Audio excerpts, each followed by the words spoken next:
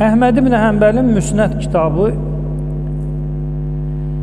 El-Cüz-i Rabi Əşər 14-cü cild, hədisin nömrəsi 19198. Hədisin sənədi də sahihun, səhihdir. Deməli, filan kəsdən Əbu Tufeyl nəql edir. Cəmə'ə Əliyun ən-nəsə fir-ruhbə. Həzrət Əli İraqda cəmaatı geniş bir sahədə topladı. Sümmə qalə, sonra onlara dedi, sizin bu hər bir adamı şahid tuturam, Allahı şahid tuturam. Hər bir müsəlman ki, Peyğəmbərdən bu sözü eşidib dursun, təsdiqləsin. Hansı sözdür? Yevmə qədirxum, qədirxum günü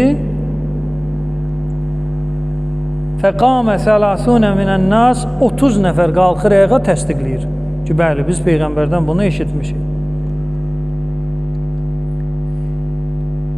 Deməli, nə kəlməsidir? Fəqamə nasun kəthir fəşəhidu hinə əxədə biyədihi. Deməli, insanların hamısı şahidliyi elədilər ki, Peyğəmbər Həzrət Əlinin yapışdı əlindən və dedi, Ətə'ləmunə ənni əvlabun bil-mü'mininə min ənfusihim. Siz bilirsiniz ki, mən möminlərin nəfsindən onlara daha yaxın və üstünəm. Yəni, tərcih olunsa mən seçilməliyəm. Möminin bir canı, bir də Peyğəmbər. Tərcih eləmək məqamında kim seçilməlidir? Peyğəmbər seçilməlidir.